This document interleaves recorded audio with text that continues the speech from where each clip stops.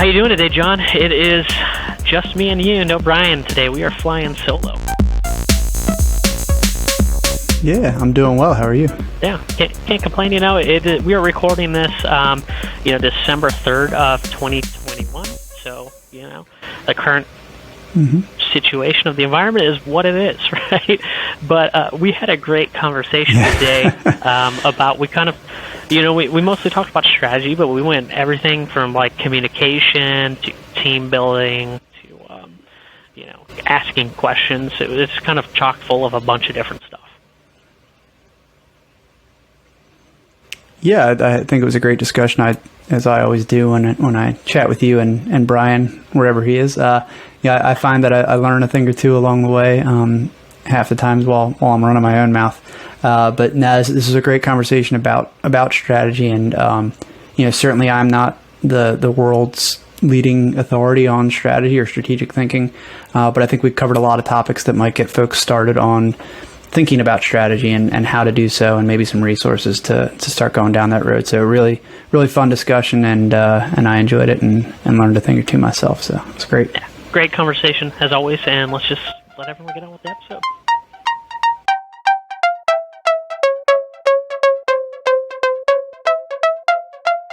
All right, everyone, thanks for joining us today for another edition of Lead.exe. I'm Nick Lozano, and actually Washington, D.C. today. Ah, nice. And I'm John Abbott in Alexandria, Virginia. There you go. Actually. That's where you actually are. So today it's just me and John. Brian is missing. If you find Brian, no, I'm just joking. But it's just me and John today. We're hanging out, and we don't really have a topic planned today. So just kind of haven't had John on in a little while. You've been on vacation, so we've just released quite a few episodes without you on them. Yeah. But hey, the thing kind of happens when you have a family and a new child. But is there any leadership topic that has been on your mind, to your brain lately these past couple of weeks? Well, first of all, I'm curious if you think we can get a photo of Brian on the back of a milk box that we can distribute, and then maybe we can crowdsource. Actually, have you seen this man? Hey, I have his photo and Canva. I can make that happen. All right, that'll be our first piece of Lead.exe swag. Is the milk carton? Brian in the milk carton. Oh my gosh, man! I kind of want that shirt now. That'd be great. Have you seen this, man? Oh man. Get mugs and everything. It'll be great. Leadership topics. Yeah, I've been kicking around a lot of stuff around, man. We're coming up on the new year. I'm working on some strategy stuff at work, and so yeah, I've been kicking around a lot of things. One recently was, I've spent a lot of time digging up this or putting together this strategy for my office here at work, and I picked up this book a long time ago, and I read it a while ago. It's called Good Strategy, Bad Strategy by Richard Rumelt. And it just happened to be sitting on my desk, so didn't even plan to talk about this, but it's a really straightforward book about strategy. The author really doesn't pull any punches. He's talks about how, a lot of organizations today, they have their 30-page strategy document and their mission and their vision, but they don't really have a strategy. They've just put a bunch of words and goals on a piece of paper. And to him, and I'm paraphrasing a lot of this, but strategy is really about where policy kind of meets execution. So are you actually driving at an actual strategic advantage? He says that in one part of the book, the strategy to beat Russia during the Cold War was fit on a single page, and it actually worked, which was basically spend them into oblivion because they can't keep up. That's the short Spark Notes version of history. But so anyway, I'm looking back through it. I haven't. There's a lot more in there that I need to go back over. I'm only a couple peruses in of a few pages and looking at my little notes from it. But that's one thing I've been thinking about a lot lately is strategy. And am I actually building a strategy, or am I just putting a bunch of flowery words on a document that I hope people will read and care about? And unsurprisingly, but a little disappointingly, I'm looking at some of the stuff I put together and be like, I don't know if that's really a strategy or if that's just something I want to happen. So you can't, hope is not a strategy. And I think I put a lot of hope on the page. So not totally back at square one, but I'm going to make some adjustments, to my approach moving forward. So strategy is one thing. I think strategy is a good topic right now. I think everybody's thinking about that, right? Most organizations run their fiscal year, January to December, right? And they start over January 1, with the exception of, like some other organizations. So strategy is kind of on everybody's mind, right? What are the organizational goals for 2022 or whatever term it is? And I think when we talk strategy too, a lot of times people tend to get stuck in the tactical side of it, right? You get your team together and you start talking strategy, and then what's the first thing that happens? People just start complaining, right? At least that's the kind of my experience. They talk about the way things are. Let's fix this process instead of thinking of the overarching goal of what you're trying to accomplish, right? And for you, I don't know, when you sit down and you talk about strategy with your team and you're starting to think of things that are going to be done next year, how do you keep it at a higher level to make sure you're still being strategic and not being tactical? Yeah, I think that's one of the tougher things for anybody. And that's a difficulty in defining strategy to begin with, again, which I think is really the through line of this book that I was just talking about is are you actually building a strategy, or are you just talking about things that you do? Or are you just setting goals? To me, the strategy is the how. Setting goals is great. Here's where I want to be at the end of this quarter or this year or whatever, but the strategy is in the how. But then making sure that how doesn't turn into the tactical day-to-day things. It's more that like guiding, I don't want to say vision because that's become a buzzword too. So I think for some people it's making sure that, or not for some people, but as a leader, I like to try to put together strategies in a way that allow variance in the tactical and actually leave that up to my tactical level employees. So here's where I want to be at the end of the year. Here's your left and right lateral limits, I think is a phrase we've used, on the podcast a few times. And anywhere in that play space, that's the tactical stuff. You figure out how you want that to happen.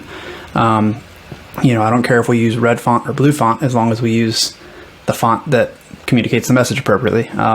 Not that we do a lot of writing in red and blue, but to use a stupid example. So the day-to-day, very granular how isn't to me as important as making sure that any little building block you're putting in there is driving towards that strategic goal. One note I had from the book, a note I just took the other night is the core of strategy work is always the same. Discover the critical factors in a situation and design a way of coordinating and focusing actions to deal with those factors. So one thing he talks about, which is I think in some ways where we fall short a lot, is you actually, Jim Collins talks about the confront the brutal facts, right? And this author is saying something similar. Diagnose the problems. That's where the strategy needs to start. It's not just setting goals. We want to be the best podcast in the world by the end of the year. Great, cool vision, but what are the specific things that you need to diagnose that are keeping you from being there, and then put in policies that can be executed that address that diagnosed problem and confront those brutal facts, as Collins would say. So, that to me is, I think a lot of times we, unconsciously know what the problems are we want to solve, but it's that activity of sitting down and really writing them out and getting crystal clear about what they are. That old thing, you got to ask why 5 times before you get to the end of it, or get to the root cause of a problem, all those things. So I think until you have a real clear picture of what the problem is and you've diagnosed it, your strategy isn't helpful anyway, because, are you really driving at fixing that thing or overcoming that challenge? So. I think that's a great way to look at it. And when you're talking about the problem solving, when I know you were on the interview with Brett, but I'm sure you'll listen to it as soon as it comes out, and he was talking about his methodology of plan, brief, execute, debrief, and in the debrief part, he was talking about he wanted to spend 90% of the time talking about the things that went wrong, and it was specifically the facts, right? He's like, I don't care if you say you should have been here, you should have been there. It's like, no, let's talk about what actually happened. That is factual, and leave it on a factual basis. So I think it's awesome that you were saying about bringing up the problems, right? So think about it from a factual basis. What actually is the problem? That your 5 why things is a good way to get to that, right? And get away from the opinions or the thoughts or what is the hypothesis, and get to the actual fact of the problem. Yeah, a good after action review, AAR. I don't think you can underestimate the power of that. And it's something I think is increasingly difficult in today's day and age in knowledge work. And we want to work for supportive, positive places, and everybody likes to hear they've done a good job. So this is another leadership skill or to be developed is the emotional intelligence to be able to communicate with people. A, B, and C did not go right. This isn't finger pointing, although maybe that was an individual's fault, and we can talk about that. But this is, as you were saying, factually what happened, or here's what we wanted to happen. Here's what actually happened. What was the delta between those two things? And the what actually happened can sometimes be a positive. We wanted to get 1,000 participants. We got 2,000. Great. How did that happen? That's our best numbers to date. Was it the topic? Was it the marketing, whatever, or was it anything?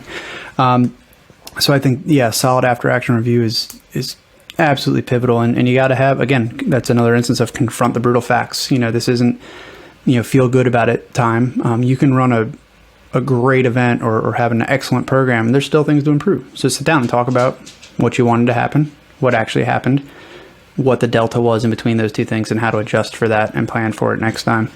And sometimes that means holding people accountable. Not always. Sometimes it means holding yourself accountable as a leader. I should have done a better job of communicating my expectations here or there.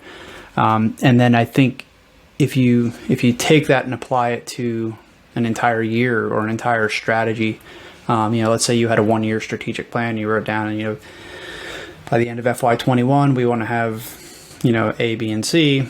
Okay, it's the end of FY21. I'm looking at my balanced scorecard. A lot of organizations use those. Did we achieve these goals? Why or why not? Are they still useful goals? It's especially in today's day and age with how dynamic things are. A 1-year, 2-year, 4-year strategic plan might not be valuable. Or there's parts of it that are going to change fundamentally, and you have to have the flexibility to do that. But if you're not taking those step backs and doing those after action reviews or the debriefs, as Brett might say, you're just kind of flying in the dark, to use a pilot metaphor, I guess. Although he might laugh at me for that because I'm not a pilot, so I don't really know what I'm talking about when it comes to that. But so I think, that's a really important way of looking at it. I like that. Yeah, and I think it's great that you bring it up too in goal planning, right? It's a lot of times we set goals, even on a personal level, and never stop to look and see, okay, did I achieve that goal? Why did I achieve that goal? Do I still even need to be achieving this goal? I think a lot of it, needs reflection, even when we talk about it on a personal level. I always configure that. I always, use the analogy of like reading a map, right? It's like your goals are your destination and your strategy is how you want to get there, right? So if you're not constantly looking at your strategy, you could be off course somewhere and not realizing that you're not even going to your destination, or your destination's changed. So I think having that review process in there is super helpful, even when you're just talking about it from a personal level. And I know for different organizations, it means different things. Like you were talking about knowledge management earlier, when you're just talking, and I know there's organizations that literally have whole departments, just assigned to knowledge management, taking down the implicit knowledge, explicit knowledge, and finding skill gaps. But I think there's great value in just reviewing things, right? Even if you're not a big organization and you don't have huge departments to dedicate people to, maybe it's just sitting down once a quarter with your key team members and saying, hey, like, is this on course? Are we actually going the direction we should be going? Does this still make sense? I think those are conversations still worth having. Absolutely. I would add to that not only can your destination change on that map, but you may be operating off an outdated map. Maybe the terrain has changed. Maybe that road is closed. Maybe I was going to take this switch back down the mountain, and then a flash flood washed it out entirely, and now I get there and there's a cliff, right? So I think it's interesting. I told you guys last when we recorded, I was reading that book, Born to Run. The author has subsequently written a book about like using mules or donkeys on like foot races. It's this weird thing. But anyway, I was listening to him on a podcast, and he was talking about like a horse will run you clear off a cliff. That thing's just doing what you tell it to do. The interesting thing about a donkey is, like, people think they're stubborn. It's like, no, they're actually just smart. They'll get up to that cliff and stop if it's the middle of the night, and you can kick them and hit them and all you want, but they're not going to walk because they're not going to fall off the cliff. So I always thought that was kind of an interesting metaphor for, who are the donkeys? Maybe it's people, or maybe it's, different mechanisms or something. Maybe it's an AAR after every event or something like that. But what are the donkeys? Maybe not who. That in your organization or in your strategy that make sure you're not just walking off the cliff. You don't want a team of blind horses that'll just let you fall to your peril. So it's useful to have those contrarian people and mechanisms built in that force you to take a look at the trail and look at the map every once in a while as well. So I like that map metaphor. I think that's a useful one. I like it too, and I definitely wouldn't call people donkeys. but no, probably not a useful. Not a useful term. You're my donkey. You're my favorite employee. No, definitely going to burn some leadership capital. You've only got so many of those matches to burn, and they're not a big. Well, you can't call them an ass, so that doesn't work. There you go. And I like your idea of like re-inspecting the map, right? So like looking at where you are and seeing if that is still the landscape. And the other thing you think of like in different industries is a competitive landscape. Maybe you charted out your competitive landscape, who your competitors were at the beginning of the year, but come middle of the year, and we can think of 2020 as a perfect example. And 2021, the pandemic happens, and you could have been like a video conferencing company, and all of a sudden now you need to have a virtual events product, and you have all these competitors coming up out of those woodworks and money being flushed in, and your map's out of date because you have competitors that, one, you might not even know that you have, and two, they're playing in spaces where you probably should be. So I like the idea of that you brought up of reevaluating your map as well too. Yeah, maybe your competitor has a better map, and now you're working with outdated information, or they've decided they're throwing the map out entirely and rewriting it. So there's an idea of I think Ken Favreau is his name. I think he wrote for Harvard Business Review, but I could be stating that incorrectly. But he talked about strategy as a series of questions. One of them being, what business am I actually in? And a lot of people don't necessarily answer that question correctly, or at least maybe folks lower in your organization haven't really put a whole lot of thought to that. So yeah, are you even operating from the right map? Are you on the right grid on that map? Is your map up to date? How many times can I say map in a single podcast? But I think those are all questions you need to be asking yourself. And then that to me kind of leads me to my next point that was a big takeaway for me from this book was that, strategy being a series of questions. The author, Richard Ramelt, talks about, a good strategy is actually a hypothesis. It's not the answer. So asking yourselves questions, falsifiable questions that like, okay, if you might get to the end of the year and find out that your strategic approach was wrong. But again, are you asking yourself the right questions? But it's a test that pushes that threshold. It's not the solution. So I think, and another line he has in the book is that a lot of people mistake goal setting for problem solving. They're not the same thing. So formulating a good hypothesis about where you think you can be, at the end of a given period of time, or where you are in the market and how to best position yourself there, and then testing those assumptions is a good way to view strategy as well. So these are all things that I'm certainly not necessarily an expert on, but things I'm working towards getting better at and asking the right questions. So highly recommend this book if I haven't made that clear. But seems like a good one. I haven't read that one. And when you were talking about it too, it kind of reminds me of that Simon Sinek book, Start With Why. I'm sure you've read that too, and that kind of touches on a lot of some of the points that you had just brought up. It's like, well, why are you doing what you're doing? Do you know the why behind why your company exists? Who are you actually serving? What business are you actually in? And he frames a lot of stuff just in good questions by bringing up business examples, right, of different organizations and how they found their why and how it applies to different things. So I think that's also a good probably book to throw in with that one that you're reading there. For sure. Yeah, I mean, knowing what the core purpose of your business is, other than making money, which sometimes is the goal of business, and certainly you can't keep being a business if you're not doing that. But is there something more behind it that's going to drive employees through difficult times, or help you decide where you want to be in the market, or make difficult choices when those times come? Certainly important. I think you mentioned knowledge management earlier on. Another interesting insight from this book that I've been thinking about is that the idea that everything that can possibly be known is already known. It deadens innovation, to put it in the author's words. So, trying to think how to phrase this, but the idea that, a hypothesis, again, to go back to that point, is the idea is to push the knowledge of boundaries. So if we already know that everything's known about science, then why form any new hypotheses? But that doesn't make it easier. You can't just throw any old hypothesis to the wind and say, oh, test this one out. There again, they have to be falsifiable. There's a rigor behind it.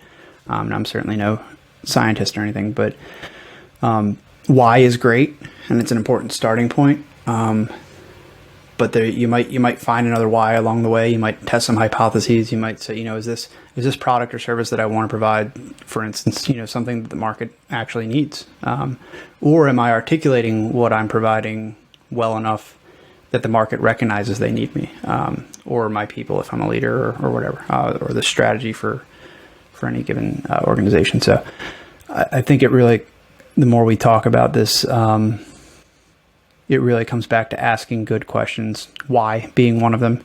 And then once you figure out that why, how, and the how piece is probably more the strategic approach, whereas the why is that, unifying vision or North Star or whatever you want to call it for your organization. But they need to go hand in hand. I agree. I think if an organization has its why or its mission or its overall statement, it makes it kind of easier to figure out what your strategic play is, right? If you know that you want to be the number one customer service organization, or like whatever, maybe you're like Zappos and you're trying to bring happiness to your customers, and you're going to always push the envelope with being, customer experience, right? So then that makes the strategic decisions very easy, right? So that everything that you do from a strategic level is going to revolve around that excellent customer experience. It kind of helps you laser in and focus a little bit about what you should be doing or thinking about strategically, because you have those objectives overarching of what the organization as a whole is trying to accomplish. Mm-hmm. Yeah, I think that makes a lot of sense. I like to look at it almost as sometimes like guiding principles, and those still aren't really strategy, but they're an important element of any strategic organization, I think I would say. So we've talked, I think every time I've been on the podcast, I've brought up, reduce noise, increase clarity, build trust, save people time. That in and of itself is not a strategy. You can apply that framework to any organization. One thing I've actually been reflecting on is, am I doing those things in my personal life? Am I doing those things for me? Reducing noise. I came in the other morning and my office was a mess. I was like, well, this is noise. I can't focus. There's all this stuff all over the place. So I spent an hour reducing noise and straightening up my office. As you can see, there's not piles of boxes and junk behind me anymore. So, but that's a whole different conversation. But that was a guiding moment or a moment where I could test what I was doing, my how of a given day, up against the guiding principle and say, does this stand? So, trying to remember where I was going with that specifically, but I think that the the why, you can have some frameworks against which to test maybe your day-to-day, your tactical level decisions, and those, when they're aligned with your strategy, I think that's a powerful combination. I guess is what I was trying to get at. No, and I'm reminded too. Did you ever read that Jordan Peterson book? 12. I think it's 12 Rules for Life. Did you read that one at all? 12 Rules for Life. I think one of his, I did. Yeah. Like the first rule, and I think it was like clean your room, wasn't it? And it was like give yourself, something to start your day off with, right away with a successful win or something like that. I'm trying to remember. It's been a couple of years since I've read that book, and I think he's even wrote a second one called 12 Yeah, I don't know if that was the... Yeah, I'm actually reading that second one right now, kind of slowly, a little bit at a time. I read a couple paragraphs, then I put it away for like 3 weeks and whatever, because he's certainly a very dense author. I think he writes about very complex issues and not without controversy, as anybody listening might know if you've heard of him. But I don't know if clean your room is the first rule, but it's from a purely pragmatic standpoint. It's a great thing. Is it Admiral McRaven who talks about make your bed? Simple things. Maybe I'm mixing up those two. Those two things. I think the full Peterson rule is well there's some similarities. I think the full Peterson rule is clean your room before you criticize the world, and that it's a lot easier to point over there and say this is jacked up or that's messed up, but look at what's in the 5 feet around me that I can positively impact right now. One of those things is making sure that my own life is in order.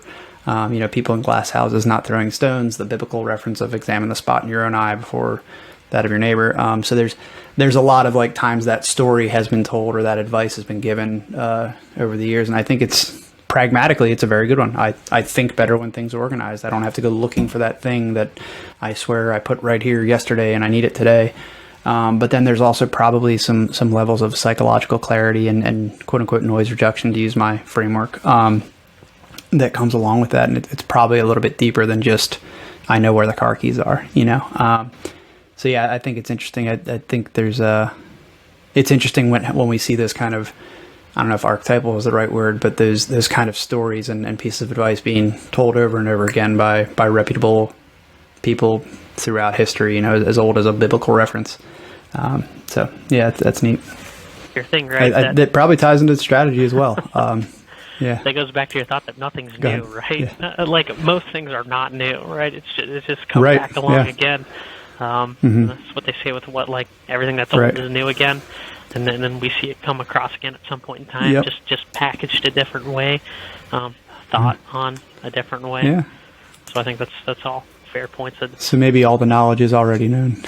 I don't know. Google knows an awful lot. I remember, being a kid in the 90s trying to do a book report, and you were happy if you could use the encyclopedias, and if you knew somebody who had the full stack of encyclopedias, if you had all the encyclopedias, man, you were doing well, right? If you had A through Z, you had the Library of Alexandria.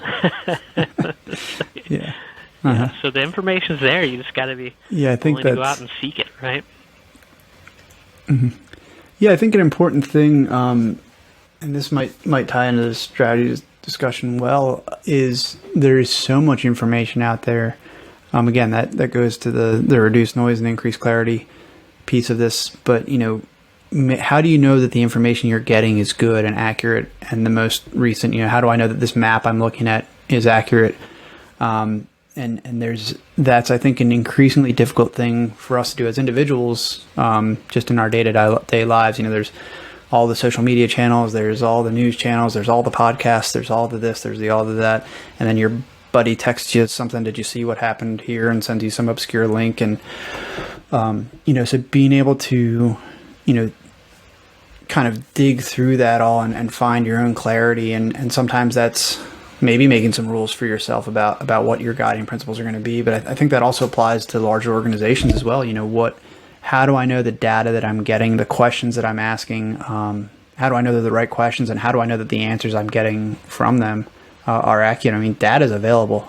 We were talking before we started recording about email subscription services. I mean, that gives you a ton of data on your user base, open rates, bounce rates, how long did they read, what links did they click, all that stuff. But do you know it's accurate? Did you have 5,000 people open your email, or did one person open it 60 times and now your numbers are skewed, right? And does your data reporting service differentiate between those two things, and how do you know, and all that stuff? So any organization, any strategist, or any individual, I think really needs, again, to kind of go back to the book I've been talking about, he talks about thinking like a strategist is thinking about how you think. And I think that's a uniquely human characteristic. I think it's Stephen Covey who talks about that in 7 Habits of Highly Effective People. One of the things that in his mind separates us from the animal world is that human beings can think about their own thoughts. But do we always? Are you taking the time to step back and say, okay, well, here's what I think, or here's the quote unquote evidence for taking this strategic approach. Is my evidence accurate? Which I think circles back to who's your donkey, or what's your donkey? What are those things that are checking you and playing the contrarian and making sure that you're not walking off the cliff just because you're using a bad map and walking in the middle of the night. So nothing like throwing back in a good old donkey metaphor, but that's an interesting. Hey, thinking about our own thoughts, I think is something we could all do a little more of. Yeah, or something like you were talking about. The whole thing about facts, and it reminds me of this quote of like Homer Simpson, the infamous guy, and this quote went like this: "It's like facts are meaningless. You can use facts to prove anything that's even remotely true." So it's like you've got to stop and take a second to look and make sure that the facts actually are the facts, right? Are you looking at opinions, or are you actually looking at facts? Right. And it's just like we go back to the the baseball analogy, right? There's a statistic for everything, but you can make the statistics be so pinned down that it's like, hey, this guy hits 272 left-handed on a Friday when it's raining, and like you said, you've minimized that data set so far down that you're skewing your actual results. And is this data actually saying what you think it's saying? And I think it's worth, when you're especially talking about strategy and you're applying your data, it's worth looking at your data set and saying, okay, is this what your data is actually saying to you, or is it saying something else, and are we just framing it the way we want to see it? So I think sometimes having those differing opinions from your own is helpful, right? A lot of people think that having people who are yes people, or who think like they do, is the way to go. But for me, it's like I want somebody to challenge my ideas, right? Because I know that I don't know everything, right? And somebody else is going to know something that I don't know, and there's maybe some glaring hole somewhere that I'm not seeing, and that they can probably see clearly. Right.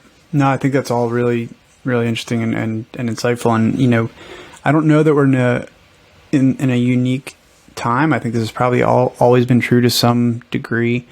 But, you really can't. We are in a day and age where you can kind of pick which facts you want. And it doesn't mean that fact A, we both see a thing happen and I see fact A and you see fact B. Those two things in isolation might be at odds with one another, but it doesn't mean that either of them are inaccurate. It means that you're not looking at the whole picture.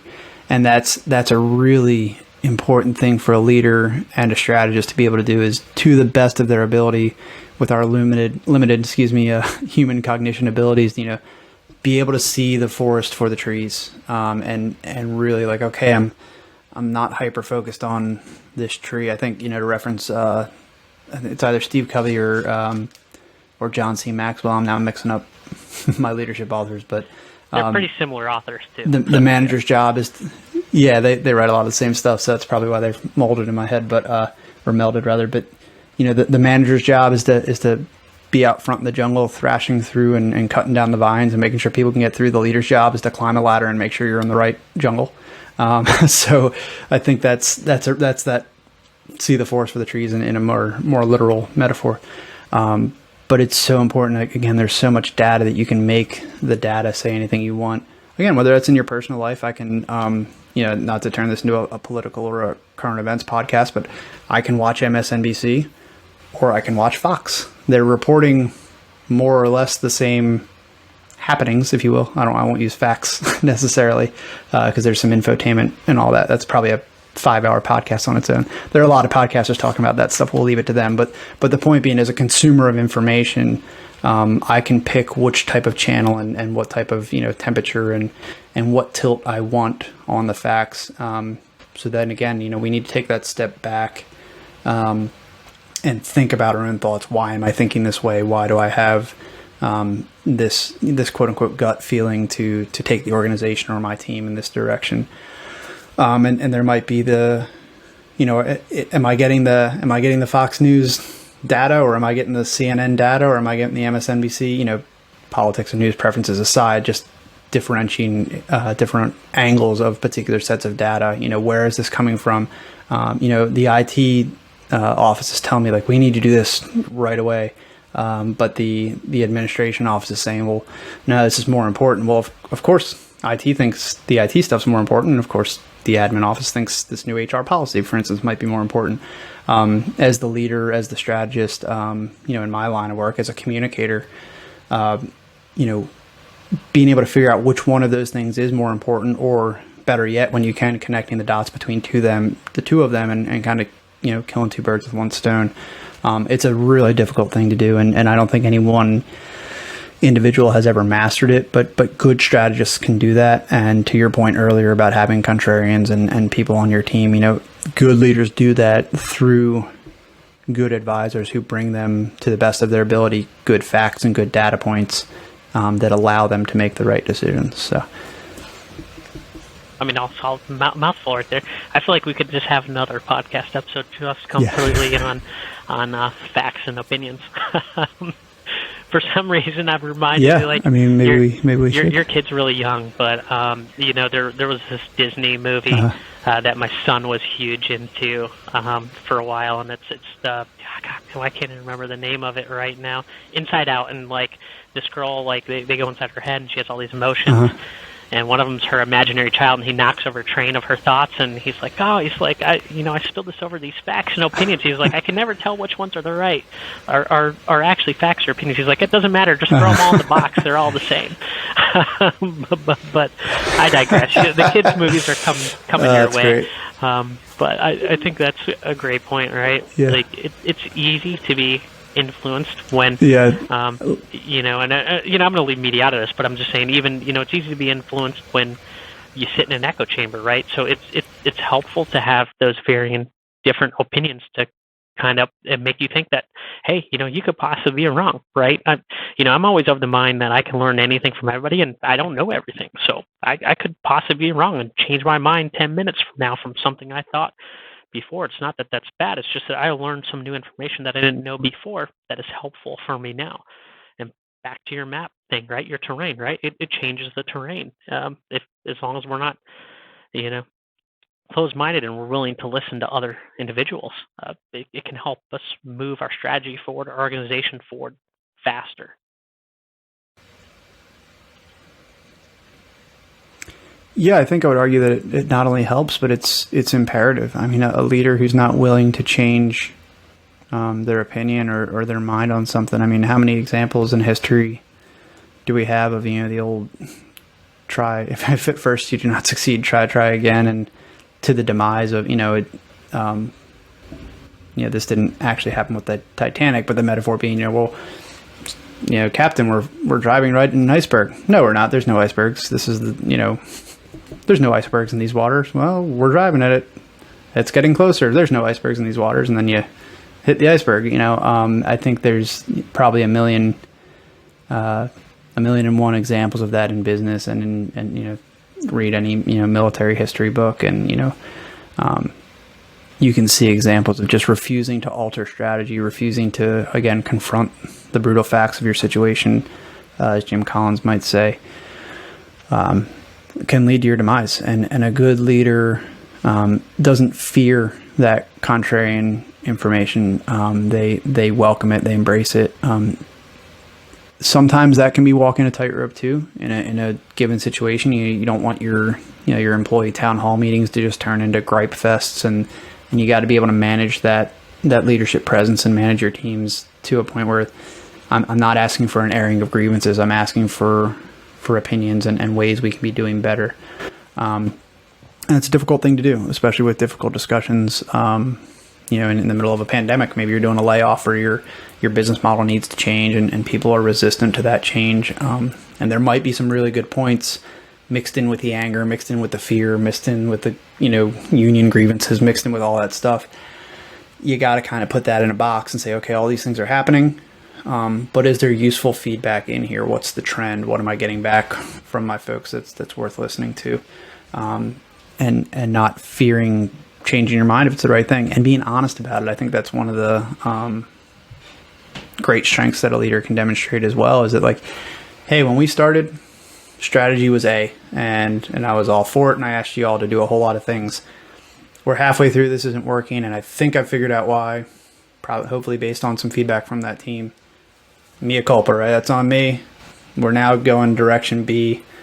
We got a better map, or we updated the map to keep using that analogy, and this is the direction we're going to go. I think that's an empowering moment for any leader.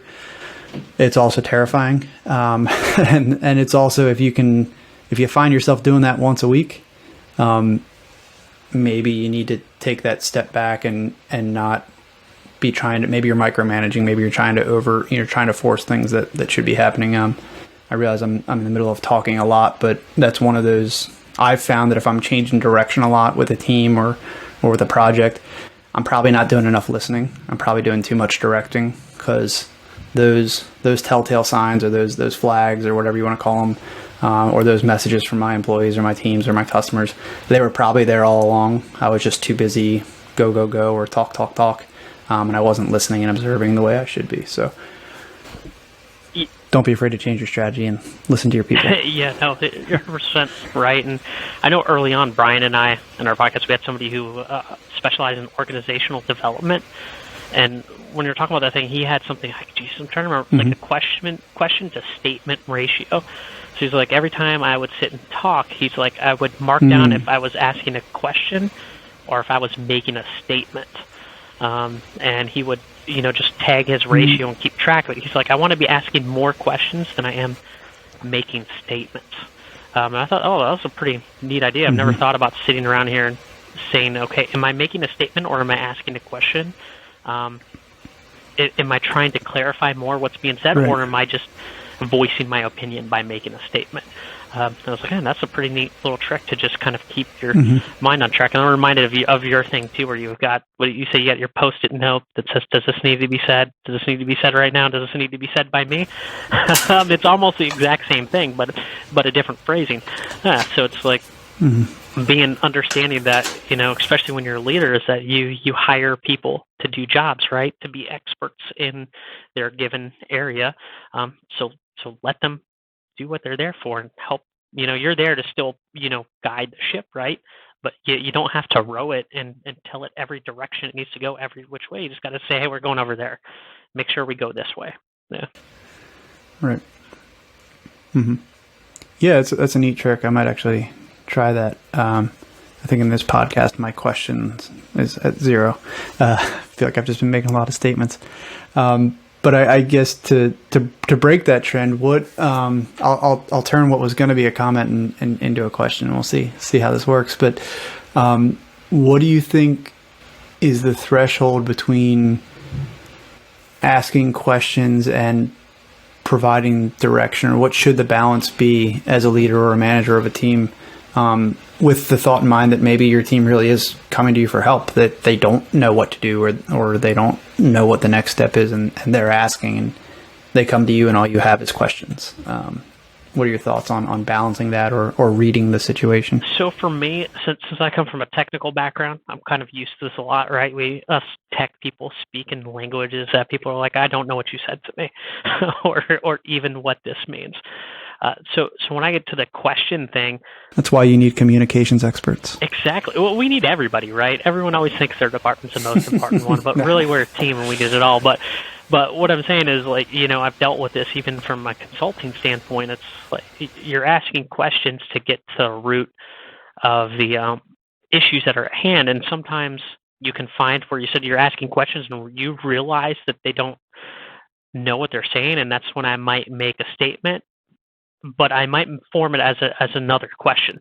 I might do the Home Depot help guy. We can like, hey, I'm looking for the hammers. So it's like, oh, well, can you tell me what you're trying to do here? Right? I find sometimes when I ask, like, what are we trying to achieve, or what would make this project successful? A lot of times I can get clarifying direction of what's actually trying to be said, or if people feel like if they're lost. Sometimes, like I said, I can find where I can put a question on a question to get what I need. I know that sounds weird, but I find it really helpful to stop back and say, okay, well, what are we trying to accomplish? What are you trying to do? Or what will make this successful? What about for you? Yeah, I think that all makes sense. Yeah, no, that all makes sense to me. I think that one thing that I'm primed to do, and I think a lot of leaders or aspiring leaders or people with similar personalities might be we're primed to be problem solvers. That's another Steve Covey thing. We're primed to be problem solvers, and this goes back to this idea of listening, and sometimes what you need to do is tone that back so that you can hear instead of provide answers. So to my post-it note example earlier, that's one thing that I try to do. I'm better at it than I used to be, but probably still have a long way to go. Is make sure that I'm letting the other person get their full thought out. First of all, you're not cutting in with a question. Sometimes I'll do the question thing right, but it's like, oh, they didn't really finish their paragraph, so maybe I'll let them talk a little more. I can still have that question. In 3 minutes, I can let them keep talking. It's not going to go away. So that's one thing I've tried to be better about, taking notes about what questions I have rather than firing them off. Because I think part of my fear, for lack of a better term, is like, that was an important question to me, but if I don't get it out right now, I'm going to forget, and then I'm going to forget to know that thing, and then they're going to ask me for my opinion, and I'm going to give them the wrong thing. So taking notes and being present in the actual conversation, not thinking about your question, is a useful tactic. I think it's also making sure that you're doing your best to build, a quote unquote psychologically safe environment where people feel comfortable asking you questions. And that then goes kind of two directions for me. It's one is that you don't want an employee who's just constantly asking you for the answer because they're not challenging themselves, they're not pushing themselves. Most people that have that habit, it's just that it's a habit. It's not a laziness. It's not I don't want to work. It's a last place I worked, my boss would just give me the answer, or last place I worked, if I screwed up or did something my boss didn't like and he or she didn't know about it ahead of time, I got in trouble. And those can be two reasons why somebody's just always asking for permission instead of telling you their intent or coming to you to, hey, I think I know what I want to do, but can I bounce this off you and get your thoughts? But I already kind of have the solution, right? That's what I want when my employees come to me with a question is, I've thought through this. I think I know the right answer, or here's a few courses of actions that I've thought through. But what do you think? And even if that's a peer or a friend, it doesn't necessarily have to be a boss, employee, or leader follower situation. So getting folks from that, fear side of things to the I intend to, but I want to make sure you're good with this side of things. And sometimes by asking the questions of the questioner, you can kind of nudge them from this one extreme all the way to the other where you want them, which is that, hey John, how do I do this? Or how do you want me to handle this? Well, how do you think you should handle it? And then shut up. And well, I hadn't really thought of it. So, okay, well, why don't you think about it? Take the afternoon and get back to me when you have some thoughts. Is it urgent? Is it important? Are you genuinely confused, or have you just not really thought about it?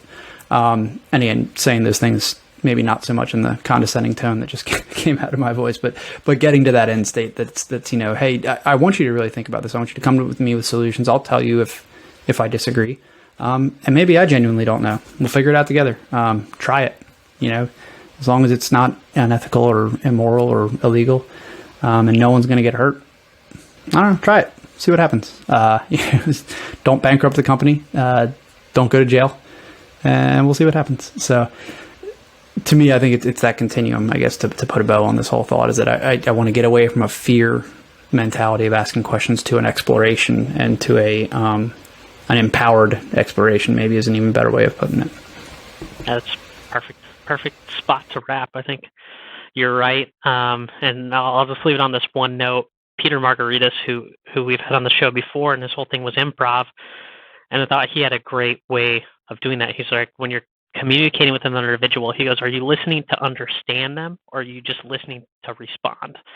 And I think that sums up everything that you just said perfectly, right? Are we listening to be active and present and understand what's being communicated to us, or are we just waiting for them to stop so that we can say what we were going to say?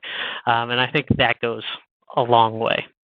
And with that, I know you... Well, it sounds like... No, go ahead. was going to say, it sounds like he's a better communicator to me than me, because he said all of that in a sentence, and it took me about 3 minutes to get through. But yeah, no, but, good stuff. I like it. Yeah, with that, I mean, you brought up the one book. Is there anything else that comes to mind? I know we've kind of done a couple here. Is there anything else other than that one? As far as strategy books, this is the one that's really front and center. There's a Harvard Business Review. It's like a compilation of articles. It's just called On Strategy from HBR that I highly recommend. It's got some stuff in there from like Michael Porter and from some other pretty influential business writers. I think Clayton Christensen might have some stuff there. He's the author of The Innovator's Dilemma and the famous talk, How Will You Measure Your Life? So I recommend that. I think that some of it's a little bit dated, but good strategy is good strategy. And again, one thing that I'm increasingly cognizant of when I go back and look at some books, I got shelves full of books over here, is there was a time, I think, where I took whatever the author was writing at face value. And then now I read, so I've read a number of strategy articles and books that I think were written probably by these, consulting firms that are just there to help you get a document together. They don't really care if it works or not, and then they're out and on to the next one. And then I read this book by Rumelt, and it's like, he's like, throw half that in the trash. And I was like, oh man, I need to reread all my strategy books.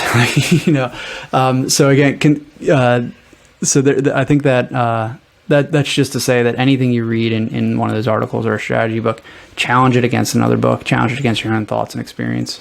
But those would be two that I recommend. So Good Strategy, Bad Strategy by Richard Rumelt, and then the HBR collection On Strategy are two great places to start if you've never read anything on strategy at all, or if you just want to sharpen that sword a little bit. A couple great ones, and I'll add one more. I already said Start with Why. That's a good read, and that'll help you even from a personal level too.